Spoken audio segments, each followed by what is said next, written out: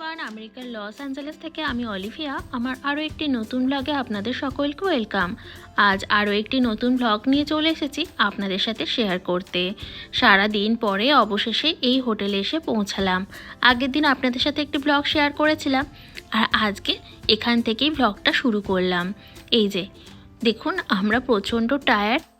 বেশ কিছুক্ষণ সময় রিসেপশানে ওয়েট করার পরে আমাদের রুম দেয়া হলো। এই যে এটাই আজকের রুম, আর এখানে আমরা দুদিন মতো থাকবো। চলুন রুমটা একবার আপনাদের ঘুরিয়ে দেখাই। এখানে একটা বেশ বড় টিভি আছে আর দুটো বেড দেওয়া আছে। সাধারণত এখানের হোটেলগুলোতে দুটো করেই বেড থাকে। আর এটা হচ্ছে ওয়াশরুম। চলুন এবার ভালো করে ফ্রেশ হয়ে নিই। সেই কোন সকালে বেরিয়েছি, আবার কাল সকালে তাড়াতাড়ি বেরোতে হবে।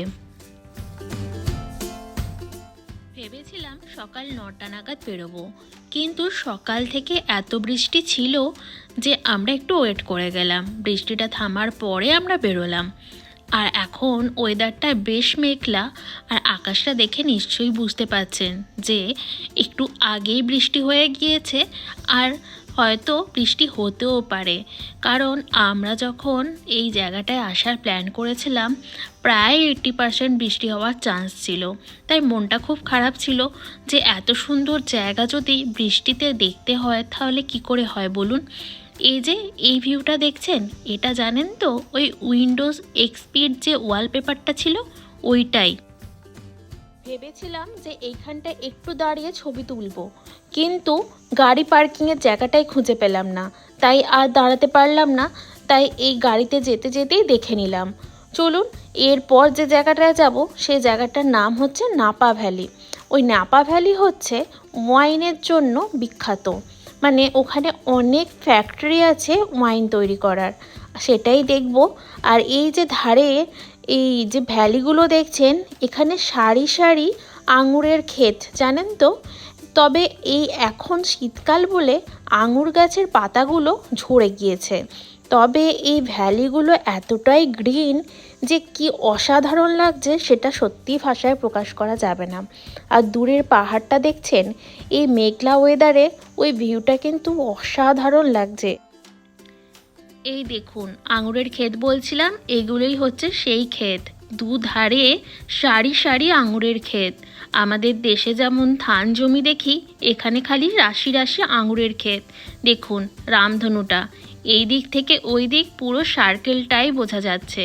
আর প্রত্যেকটি রং কিন্তু আলাদা আলাদা করে বোঝা যাচ্ছে। কি অসাধারণ সুন্দর লাগছে। এইভাবে পুরো সার্কেল রামধনু কোনো দিন দেখিনি।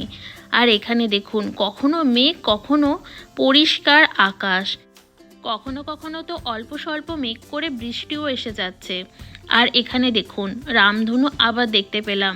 কি সুন্দর যে লাগছে, এর সত্যি ভাষায় প্রকাশ করা যাবে না। সত্যি আমি আপনাদেরকে বোঝাতে পারছি না যে কি অসাধারণ সুন্দর লাগছে।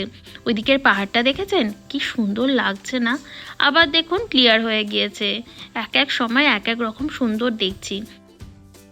বেশ অনেকটা জায়গা আসার পরে এখানটা দেখলাম অনেক দোকান রয়েছে, আবার রেস্টুরেন্টও রয়েছে। আসার সময় লাঞ্চ আমরা এখানেই করব। এই দেখুন আবার এক পশলা বৃষ্টি এসে গিয়েছে। আর এই ধারে ধারে যে বাড়িগুলো দেখছেন, বেশিরভাগটাই এখানে না ওয়াইন শপ রয়েছে আর ওয়াইন ফ্যাক্টরি রয়েছে।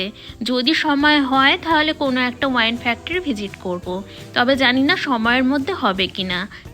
আমরা দার্জিলিংয়ে যেমন টয় ট্রেনে উঠি, এখানেও না ওই যে দেখছেন ওটাও একটা ট্রেন লাইন, যেখানে ওই ট্রেনটায় করে পুরো ভ্যালিটা ঘুরিয়ে দেখানো হয়। তবে আমরা সেই ট্রেনে আর উঠিনি, কারণ ট্রেনটার বড্ড বেশি ভাড়া, প্রায় ধরুন পার পারসন $500 মতো। সেই কারণে আমরা আর উঠিনি। এই যে দেখছেন এই ভ্যালিটার পাশ দিয়ে ট্রেন লাইনটা গেছে। এখন যে ভিউটা দেখছেন এটা একরকম, আবার যখন কচি কচি পাতা গজাবে এই গাছগুলোতে তখন কিন্তু ভিউটা অন্যরকম। আবার যখন ফল কালার আসে সেই সময় এই ভিউগুলো অসাধারণ লাগে। মানে এক এক সময় এক এক রকমভাবে আপনি এক্সপ্লোর করতে পারবেন এই জায়গাটাকে।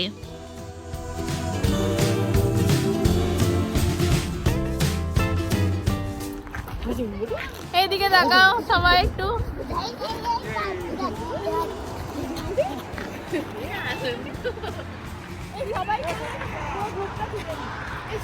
হ্যাঁ চলো। দেখুন আমরা কতজন ঘুরতে এসেছি, একটা গ্রুপ ছবি তুলে নিলাম। এই যে, তারপর আমরা সবাই এক একজন কাপল করে এক একটা ছবি তুলে নিলাম। তারপর তো সিঙ্গেল ছবি রয়েইছে। চলুন বেশ কয়েকটা ছবি তুললাম, আর ছবিগুলো কিন্তু বেশ সুন্দর এসেছে। আপনাদের কীরকম লাগলো অবশ্যই কিন্তু কমেন্ট করে জানাবেন। আর এই জায়গাটা থেকে না চোখ একদম সরাতে পারছি না, কি অসাধারণ লাগছে। আর এরকম আকাশে মেঘের ঘন ঘটাতে হয়তো আরও সুন্দর দেখতে লাগছে। এই যে দেখছেন আরও এক দল এসেছে এখানে ঘুরতে। ওনাদের আসার আগে থেকে আমরা ছবি তুলছিলাম, তাই ওনাদেরকে একটু ছেড়ে দিলাম। তারপর ওনাদের ছবি তোলা হয়ে যাওয়ার পরে আমরা আরও এক রাউন্ড ছবি তুলে নিলাম। আর আমাদের গ্রুপ ছবিটা ওনারাই তুলে দিয়েছেন। চলুন এরপর আরও একটি জায়গায় যাব, তার জন্য আবার বেরিয়ে পড়লাম। এটা হচ্ছে একটি ক্যাসেল। এই ক্যাসেলেও ঘোরা যায়, তবে এখানে ঘুরতে গেলে আরও 2-3 ঘন্টা সময় আমাদের লেগে যাবে। আর এরপর যে জায়গাটায় যাব সেখানে টাইমের মধ্যে পৌঁছাতে হবে, না পৌঁছালে টাইমের মধ্যে সেই জিনিসটা আমরা দেখতে পারবো না। চলুন জায়গাটায় এসে গিয়েছি। এই যে এটাই হচ্ছে সেই জায়গা। এটা হচ্ছে ওয়াটার গিজার, মানে এখানে মাটির তলা থেকে গরম জল এক এক টাইমে বেরোবে। তো সেটা দেখার জন্য আমরা এখানে এসেছি। চলুন দেখি জায়গাটা কিরকম। বেশ অন্যরকম, তবে এখানে ঢোকার আগে আমাদের টিকিট কাটতে হবে। চলুন এবার ভিতরে যাই। ওয়ার্ল্ডের মধ্যে কোন কোন জায়গায় এই ওয়াটার গিজার আছে আর এখন সেখানে কি টাইম সেই অনুযায়ী এখানে দেয়া আছে। এই যেমন ইউএস এর মধ্যে রয়েছে এই জায়গাটায়, আর রয়েছে ইয়েলোস্টোন, আর এক জায়গায় রয়েছে সেটা হচ্ছে নিউজিল্যান্ড। আর সেখানে কি কি টাইম সেটাই এখানে দেয়া আছে। আর এখানে দেখুন একটা স্টোর আছে, এখানে ওই ভাবুন ফ্রিজ ম্যাগনেট আরও কিছু কিছু ছোট ছোট টয়েস এইগুলো বিক্রি হচ্ছে। তো এখন আমাদের ওয়াটার গিজারের টাইম হয়নি, বেশ খানিকটা সময় পরে ওয়াটার গিজারের সময়, মানে ওই ধরুন 1:30 নাগাদ। তো আমাদের হাতে এখনও প্রায় 25 মিনিট সময় আছে, তাই আমরা এই জায়গাটা একটু ঘুরে দেখছি। টিকিট কেটে এই ভেতরটায় ঢুকলাম। দেখছেন কত বড় এরিয়া। এখানে একটি নির্দিষ্ট সময়ে কিন্তু এই গিজারটা থেকে জল বেরোয়। আর এই পুচকেকে দেখুন চুপটি করে বসে আছে। চলুন এবার যাই। ওই যে দূরে দেখুন লেখা আছে ডেঞ্জার, তো ওই জায়গাটা আলাদা করে ঘেরা আছে, ওইখানটা থেকেই ওই গরম জলটি বেরোবে। 30 মিনিট ছাড়া ছাড়া এই জায়গাটা থেকে গরম জল বেরোয়। আর এটি দেখতে অনেকটা আগ্নেয়গিরি থেকে লাভা বেরোনোর মতো। শুধু এটা লাভা নয়, এটা হচ্ছে জল। আর এই জিনিসটা যদি সময়ের হেরফের হয় বা সময় মতো এই জলটি না বেরোয়, তাহলে বুঝতে হবে নেক্সট কয়েকদিনের মধ্যেই 500 মাইলের ভেতর আর্থকোয়েক হতে পারে, ভূমিকম্প হওয়ার চান্স থাকতে পারে। এটা ভূমিকম্পের পূর্বাভাস হিসাবেও কাজ করে। কি পড়ছে রে জয়টা? এখান দিয়ে তো জলগুলো যাচ্ছে।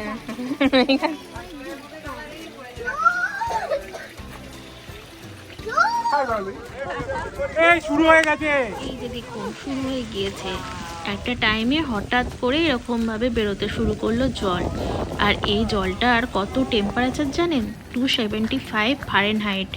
ভাবতে পারছেন কত গরম জল। আর এই জলটা কতটা উঁচু অবধি উঠছে দেখুন। আর সবাই বেশ অনেকটা দূরে দাঁড়িয়ে আমরা দেখছি। পাশাপাশি ছোট ছোট কুয়োর মতো অনেকগুলো জায়গা আছে যেখান থেকে আগে এই জলগুলো বেরোতো। তো এখন সেই জায়গাগুলো বন্ধ করে দেওয়া হয়েছে, যেহেতু এটা এখন ভিজিটার সেন্টার হয়ে গিয়েছে। সেই কারণেই, কারণ একটা নির্দিষ্ট জায়গা না করলে এখানে বিপদ ঘটার চান্স থাকবেই, যেহেতু এতটা গরম জল। এখানে দেখুন বেশ কয়েক ধরনের সিসমোগ্রাফ মেশিন রাখা হয়েছে, যেই মেশিনটাতে ভূমিকম্প বোঝা যায়। এই যে কোন কোন সাল অবধি এই মেশিনগুলো ইউজ করা হয়েছে সেইগুলোই এখানে দেয়া আছে। আর এখানে দেখুন ভলক্যানো, সুনামি সব কিছুর টাইম, তারপর অনেক হিস্ট্রি দেওয়া আছে। এগুলো পড়ে দেখার এত সময় হলো না, তো একটু ছবি তুলে নিলাম, পরে দেখব। এখানে দেখুন মেশিনগুলো ভালো করে ছবি তুলে দেখালাম আপনাদেরকে। এইদিকে একটা ছোট্ট ফার্ম করা আছে, তো সেটাই দেখতে এলাম। এখানে রয়েছে ছাগল, ভেড়া, ঘোড়া আর একটি প্রাণী যেটা কোনোদিন আমি দেখিনি। এটার নামটা কি সেটাও জানি না। আপনারা জানলে অবশ্যই আমাকে কমেন্ট করে জানাবেন। এই যে এটাই হচ্ছে সেই প্রাণীটি। মুখটা অনেকটা উটের মতো, কিন্তু অত লম্বা নয়, ছোট্ট, মানে ওই ভেড়ার মতো হাইট। তবে নামটা জানি না, জানলে অবশ্যই কিন্তু কমেন্ট করে জানাবেন।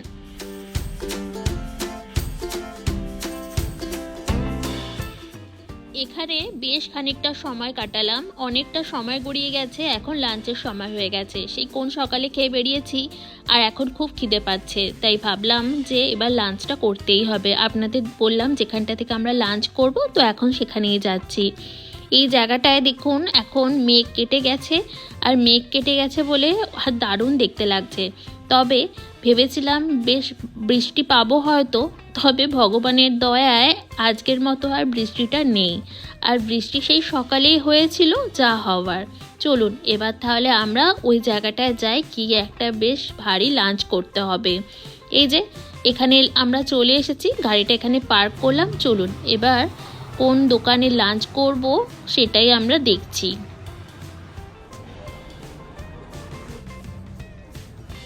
লাঞ্চের পর আমরা বেশ খানিকটা সময় পরে এখানে এলাম এই জায়গাটা ঘোরার জন্য। এখানে আমরা প্রায় সন্ধে অবধি থাকবো, হেঁটে ঘুরবো।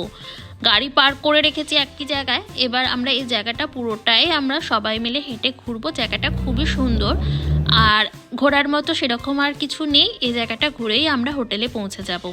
তবে আমাদের এবারে ইচ্ছা ছিল যে ওয়াইনারি ফ্যাক্টরি ঘুরবো, তবে সেটা আর সময় হয়নি বলে আর ঘুরে উঠতে পারলাম না। এই জায়গাটায় বেশ কয়েকটা ছবি তুললাম, অসাধারণ সুন্দর ছবিগুলো আসছে।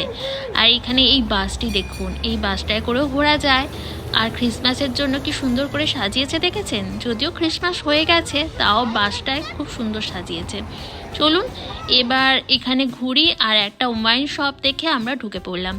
দেখুন কত ধরনের ওয়াইন আছে, ওয়াইন ফ্যাক্টরি যেতে পারেনি তো কি, এখানে বিভিন্ন ধরনের ওয়াইন শপ রয়েছে। তো সেখানেই ঢুকলাম, ঢুকে দেখলাম যে কী কী ওয়াইন আছে, আর দামগুলো সবচেয়ে বড় কথা যে কত দাম। এখানে $30 থেকে শুরু করে $500 অবধি ওয়াইন রয়েছে বিভিন্ন ভ্যারাইটির। তবে এই ওয়াইনের ব্যাপারে কোনো আইডিয়াই নেই আমার, তবে দেখতে কিন্তু বেশ ভালো লাগছে। কত ধরনের ওয়াইন দেখছি, আর এই দোকানটার যা সাইজ, বোধহয় 3টে ঘর একসাথে ঢুকে যাবে এই দোকানটার ভেতরে। এরকম বেশ বড় বড় সাইজের দোকান রয়েছে। আর এই যে বললাম $500, মানে ওই ধরুন 40,000 টাকা 50,000 টাকার যেমন ওয়াইন রয়েছে, আবার 2,000-3,000 টাকারও ওয়াইন রয়েছে। তবে এসব বিষয়ে কোনো আইডিয়াই আমার নেই। চলুন দেখতে বেশ ভালো লাগছে, সেটা একটু দেখে নিই।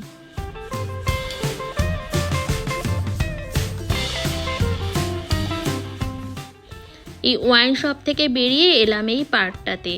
আর এই পার্কটা কিন্তু বসে থাকার জন্য বেশ সুন্দর একটি জায়গা। তবে যা ঠান্ডা হাওয়া দিচ্ছে, এখানে বসে সময় কাটানো আর ইচ্ছা নেই। চলুন এবার এই দিকটা ঘুরে নিয়ে আমরা গাড়ির দিকে যাব। কেমন লাগলো আমার আজকের ব্লগ অবশ্যই কিন্তু কমেন্ট করে জানাবেন। আর ব্লগটাও তাহলে চলুন এখানেই শেষ করছি। আরও একটি নতুন ব্লগ নিয়ে হাজির হব খুব তাড়াতাড়ি। তাহলে চলুন আজকের মতো টাটা।